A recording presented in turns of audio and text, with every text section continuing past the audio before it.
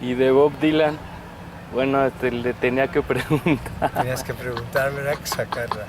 Hijo, man. Creo que este poeta que mencionaba hace rato, Gildardo Montoya, se lo merece más el Nobel que mi querido Bob Dylan. Pero Bob Dylan se merece otras cosas, sin duda alguna. Un Nobel de literatura, no sé, o salvo que ya la literatura sea otra cosa. Cantar y tener así a 100,000 gentes oyéndolo mientras canta, pues es muy padre. Pero como escritor, poeta, me parece X.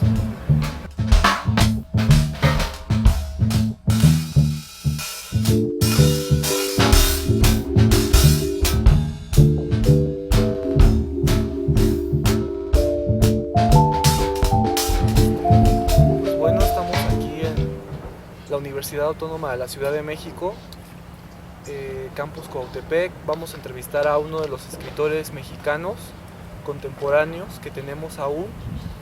Ya ha escrito un poco de cuento, de novela, y un poco ha hablado de música. Hablamos de Eusebio Rubalcaba, pues lo tenemos aquí en este momento y vamos a tener una pequeña charla con él. Pues bueno, maestro Eusebio Rubalcaba, ¿cómo está? ¿Cómo le ha parecido la literatura mexicana en estos últimos años? Pues mira, ¿qué te puedo decir? En realidad estoy atento a unos cuantos escritores. No creas que tengo desmedido afán por empaparme de lo que se produce en las letras mexicanas, sino que de pronto por alguna razón llega hasta mis manos algún libro que alguien me recomienda, algún autor que alguien me entusiasma para leer. Así que te puedo hablar de unos cuantos autores. No quiero sembrar expectativas, porque hay muchos que no he leído naturalmente, pero por mi actividad como tutor en diversos talleres pertenecientes al FONCA, sí he entrado en contacto con algunos. Por ejemplo, con Eduardo Antonio Parra, que encima es mi amigo y a quien valoro como autor, como escritor. Me parece la literatura suya, me parece notable porque se sumerge en la naturaleza humana de sus personajes y ahonda y nos devuelve siempre seres humanos de carne y hueso. Me interesa la literatura de quién te puedo decir, de Gildardo Montoya, que es un poeta muy marginal y que es de los poetas, como yo veo el mundo, más representativos, no solamente de México. Él no es conocido para nada, sin embargo es un poeta muy valioso en lengua española. Me interesa Rolando Rosas, Galicia, otro poeta de Texcoco, que es de una intensidad y de una fortaleza su poesía que lo deja a uno abrumado. Y así ando, ¿sabes? No necesariamente casándome con los que están en el peldaño de hasta arriba de la escalera de la fama. Eso no me interesa. Me interesa la poesía que me desgarra, la narrativa que me desgarra y que de pronto cae en mis manos. Y eso es lo que intento leer. Así es. Y usted, contándonos un poco de su inicio en la escritura, en la literatura, ¿cómo fue ese primer acercamiento que tuvo hacia el libro como tal o hacia la escritura? Cuéntenos un poco de eso. Bueno, digamos que descubrí la literatura de la noche a la mañana. Yo estudiaba la licenciatura en Historia por la UNAM y no escribía nada, absolutamente nada. Y leía, pero no autores mexicanos, sino X, lo que cayera también en mis manos, pero no necesariamente de vanguardia o lo último, sino algún libro que llamara mi atención, y así me la llevaba yo, sin compromiso con nadie y menos conmigo mismo. Y de pronto empecé a escribir poesía. Estaba yo haciendo un trabajo de investigación en el Colegio de México, que entonces se encontraba en la colonia Roma, en la calle de Guanajuato. Estoy hablando de hace 40 años, cuando yo tenía 25. Y empecé a escribir así, en lugar de hacer el trabajo que tenía ahí enfrente de mi mesa, en la biblioteca, empecé a escribir un poema para una mujer, para dárselo a ella. Ella me dijo, nos vamos a la cama, Eusebio, cuando me escribas un poema. Yo le respondí, yo no soy poeta, yo no escribo. Me dijo, sí eres, pero no te has dado cuenta. Y empecé a escribir, y ya no me importó la carrera. Al día siguiente dejé de ir a la UNAM, al día siguiente, y le comenté a la que entonces era mi esposa, yo ya no voy a ser historiador, yo soy escritor. De la noche a la mañana se me cayó la venda de los ojos, como si hubiera entrado a una habitación en la más absoluta oscuridad y hubiese encendido la luz y ves todo lo que hay ahí y dices, qué locura. Entonces así fue como principié a escribir, y de inmediato escribí a máquina. Empecé a armar un libro, luego otro y otro y otro, para esta mujer de la cual estaba yo tan clavado. Y eso fue lo que me metió de golpe en la literatura. Me di cuenta de que eso había venido yo a hacer al mundo. Y eso es muy importante, no porque lo que hubiera yo escrito para nada, sino porque descubrir la vocación es como descubrir el amor, la belleza, algo que te sustenta. Claro. Y un poco en ese descubrimiento de la literatura, ¿cómo fue la primera publicación que usted realizó? ¿Cómo fue ese proceso en que dio a luz su primer libro, el primer libro que sacó? Ajá. Bueno, yo seguí en el torrente de la poesía y ya había yo escrito en forma mecanuscrita doméstica 4 o 5 libros. Y de pronto dije, voy a escribir un libro que ya no tenga que ver con el amor. Me había satisfecho eso. Y sobre otros temas que también le atañen a la poesía, aunque a la poesía le atañe todo en el universo. Pero aquí recurrí a otros follajes. Armé un libro y lo llevé en aquella época a la editorial más importante en México, en este país, cuyo nombre era Joaquín Mortiz. Y llevé mi libro, llamé a las puertas de la oficina, me abrieron, le dije a la recepcionista, traigo este libro a ver si les interesa publicarlo. Y la chica, tan amable como poco agraciada, me respondió, ¿tiene usted un padrino que lo haga fuerte? No. ¿Colabora en alguna revista literaria? Nel. ¿Quién lo respalda? Nadie. Yo vengo porque aquí es una editorial y publican libros, por eso traigo este original, a ver si les interesa. Y me señaló una pared enorme. Me dijo, ¿ve usted todos esos mecanuscritos como el de usted? Sí. Había ahí como 150, no sé. Y me dijo, si usted me lo deja, lo vamos a poner naturalmente en el último lugar, el que le corresponde, el último. Dice, se van a tardar en darle el dictamen más o menos como 2 años. Y lo más probable es que le digan, no nos interesa. Se le va a llamar y venga por su manuscrito porque nos está estorbando para que venga otro. Y se lo vamos a regresar. Me dijo, no hay nada que hacer más que hacer turno. Le dije, eso me parece muy bien.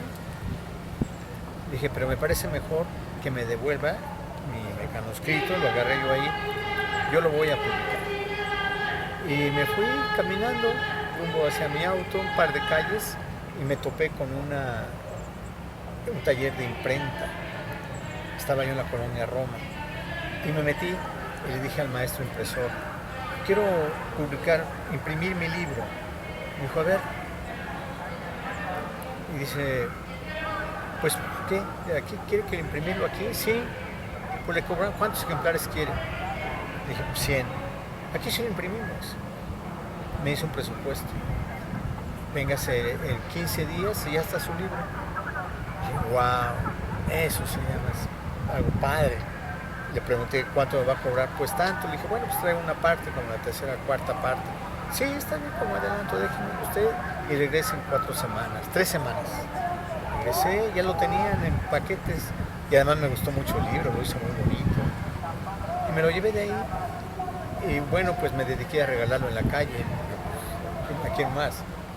Y a las personas que veía esperando el camión, los transeúntes que venían en sentido opuesto al mío, les regalaba el libro. Y fin de la historia. Así nació ese libro y así acabó su destino. Bueno, un poco también comentando su gusto, su amor por la música.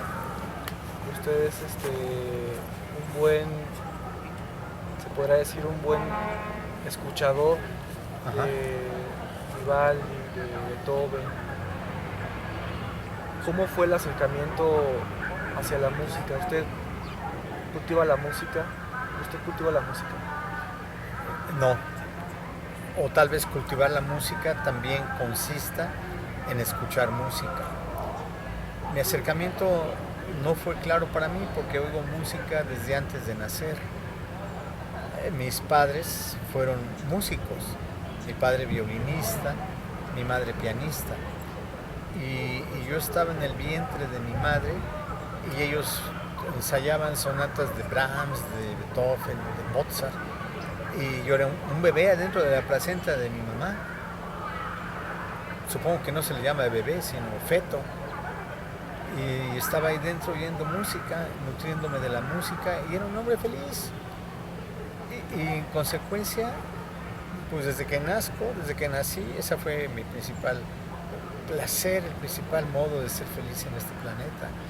Y actualmente, cada vez que oigo la música, regreso a la placenta, entonces por ahí no hay más que dar gracias de que tuve esa oportunidad en el seno de sus padres. Así fue. Y por eso tengo un gusto tan refinado, porque pues ellos eran intérpretes grandes músicos. Entonces por eso yo me crié en esa parcela de la música, de la belleza, del sonido. ¿Cuál es su compositor favorito? Pues tengo varios. Uno de ellos, te puedo decir ahorita como uno de ellos es Brahms, Johannes Brahms, el otro es Beethoven, el otro es Mozart, el otro es Schubert y uno más es Tchaikovsky. Y me nutro de ellos y para mí están a la par. Puedo poner uno, puedo poner el otro y siempre encuentro el asombro que provoca la belleza exultante. Siempre. Y me percato porque siguen vivos en el alma de la humanidad. Y en ese acervo musical usted comentaba una cátedra que conoce me parece hijo de José Revueltas, que se dedica a la música. Román Revueltas. Sí, hijo de él y sobrino de Silvestre Revueltas. Sí, lo conozco. Nos estrechamos la mano con fuerza y con cariño. ¿Le gusta su música? ¿La de Silvestre Revueltas, te refieres? De los dos, Silvestre, Román. Bueno, Román no hace música hasta donde yo sé. Lo que Román hace es tocarle violín y toca la obra de otros compositores. Él sí me gusta como intérprete del violín. Me parece un magnífico violinista. Si nos brincamos la división entre compositores e intérpretes, pues ahí está Silvestre Revueltas, que es el nombre de la música en México. Como compositores, hasta el día de hoy, insuperable. Carlos Chávez es un bebé de brazos comparado con él. este diálogo, también en esta entrevista, de la generación pasada. Usted tomaba clases con dos grandes maestros para la literatura mexicana. Usted fue alumno junto con otra generación de dos maestros que aportaron, hasta ahorita siguen aportando para la literatura, como lo son Juan Rulfo y el maestro Juan José Arreola. ¿Qué recuerda de esa época? ¿Cómo eran sus cátedras, sus enseñanzas de los maestros? Bueno, aquí hay que dilucidar lo siguiente. Yo fui alumno del maestro Juan Rulfo porque a su vez él era el maestro de los becarios del Centro Mexicano de Escritores. Él y Salvador Elizondo y Francisco Monterde. Y en ese sentido tomaba yo clases con él. Pero él propiamente era un maestro ineficaz. Y con el maestro Arriola nunca tuve un acercamiento. Era nada más la admiración que yo le tenía y andaba tras sus huesos. Pero él no fue maestro mío en particular, ni como tutor, ni maestro de literatura. Y como insisto, de Rulfo, nada más como tutor de una beca, no como maestro de literatura. He tenido como maestros, nada más a uno solo, así maestro, así de agarrar mis originales y destazarlos y decirme aquí hay que agregar esto, hay que separar esto, hay que dividir aquí, hay que añadir acá. Un escritor gringo de nombre George Hall Bennett, él era maestro mío y tomaba fui su alumno como 1 año y medio, casi 2 años, pero él sí era un maestro de literatura y de creación literaria, estaba loco, absoluto y totalmente loco. Me llamaba a las 3 de la mañana y me decía, Eusebio, vente inmediatamente aquí a mi casa, voy a darte clase ahorita. Decía, oye George, son las 3 de la mañana, o vienes ahorita o no vuelves nunca más. Ahí voy, y era su único alumno. Él sí era mi maestro, absoluto y total.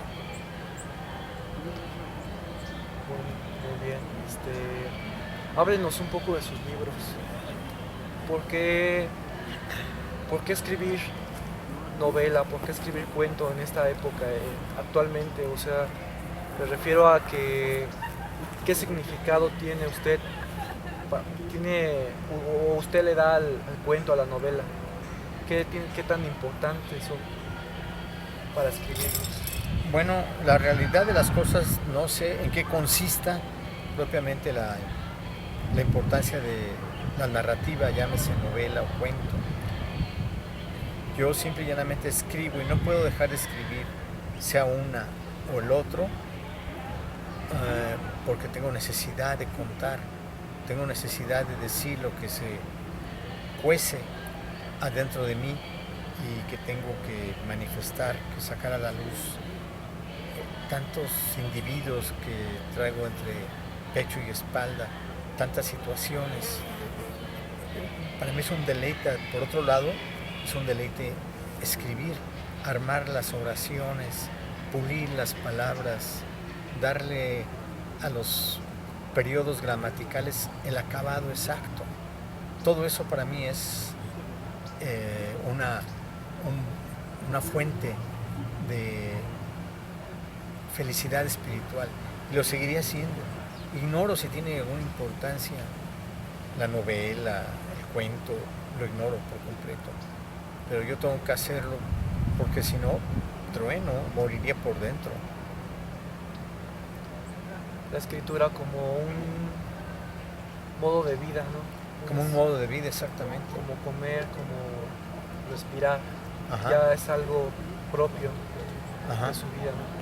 Sí, no tanto una catarsis en el sentido de que sea para mí un escape, una válvula de escape, sino eso, una actividad propia de mi aparato excretor, como es sudar, por ejemplo. Así necesito, por eso escribo.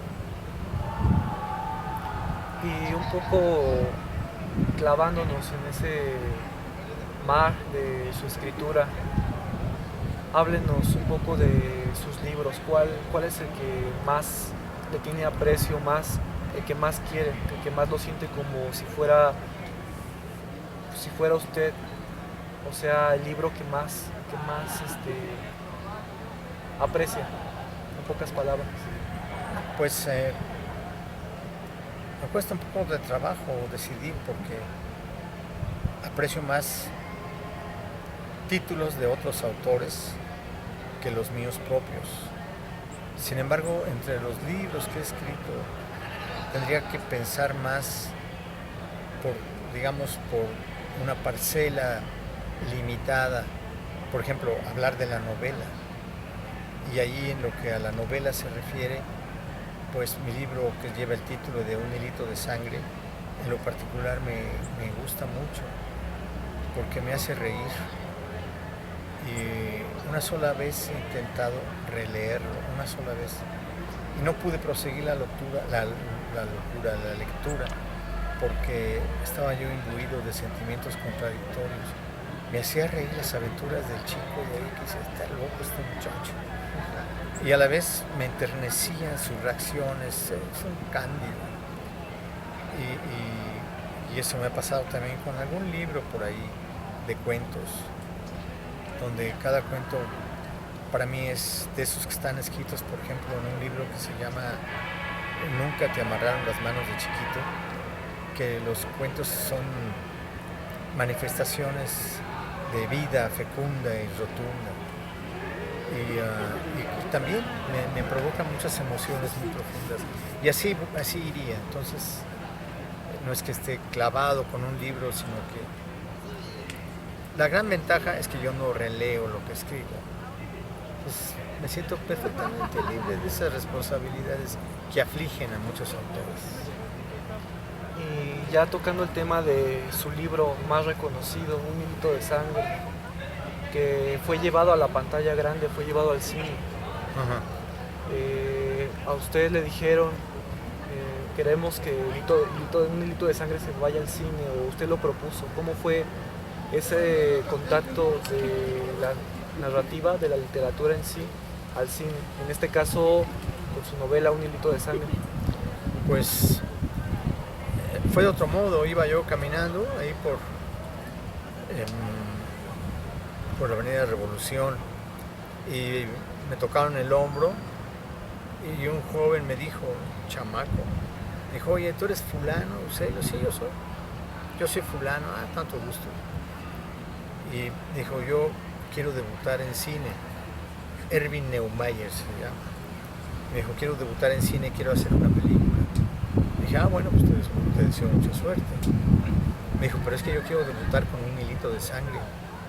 Quiero hacer de tu novela una película, Eusebio. Dije, adelante, vas. Y él me propuso, vamos firmando un contrato, sí. Y me dijo, ¿hay una lana para ti? Dije, bueno, pues hay lana, pues venga, nuestro reino. Me dio un dinero que fue muy poco, luego me dijo, después te voy a dar más. Está bien, no hay bronca. Y me dijo, quiero que participes en el guión. Y yo le respondí, mira, a mí no me gusta meterme en el trabajo creativo de la demás gente y tampoco me gusta que se metan conmigo. Entonces tú sigue tu vida, haz lo que quieras con el guión, con el argumento, y veremos qué sale. Y de ahí nació todo, no hubo ningún arreglo anterior, ni se me habló de opciones, nada de eso. Y ahí principio y final de la historia. ¿Usted está conforme con este trabajo cinematográfico? Bueno, yo sé, la verdad, sé que es un lenguaje diferente y me parece que era una historia muy difícil de superar, porque gran parte es el de introspección y retrospectiva por parte del personaje, y eso en cine pues me parece muy difícil de resolver. A mí no creas que me hizo muy feliz, pero hay partes que yo considero sublimes de la historia, bien resueltas, pero en términos generales no metería la mano en el fuego. ¿A qué escritores recomendaría usted para leer? ¿A quién hay que leer en esta época? Bueno, pues yo recomendaría a los escritores rusos del siglo XIX, a los norteamericanos estadounidenses del siglo XX y de América del Sur, salvo Borges, ninguno me viene a la mente que no me digan lo de siempre. Cortázar, bueno, Cortázar a mí no me gusta. Es como un bebé que se entretiene contando historias. A lo mejor es muy lindo, pero no me estruja. Excepto El Perseguidor, esa pequeña novela sí me gusta mucho. Y alguno que otro de los continentes que sobran. Por ejemplo, alguien que leo con frecuencia, que ya murió, es un autor de nombre Panayit Istrati. Repito, Panayit Istrati. Tiene una novela que se llama Codín, que es una maravilla de maravillas. Por ejemplo, esos tipos de escritores que se dan solitos ahí en medio del polvo de la tierra y que dicen uno, wow, existe la literatura. Bueno, ya para concluir un poco con esta entrevista, díganos qué porvenir augura usted para la literatura actual. Es una pregunta demasiado difícil para que yo la pueda responder y sobre todo estando sentado en forma tan incómoda que los brazos se me empiezan a cansar, pero ya habrá oportunidad. Ok. Bueno, eso es un poco de la entrevista con el maestro Eusebio Rubalcaba. Bueno, pues con esto finalizamos la entrevista. Gracias, maestro, No me digas. por esta entrevista, por este espacio. Encantado, hombre.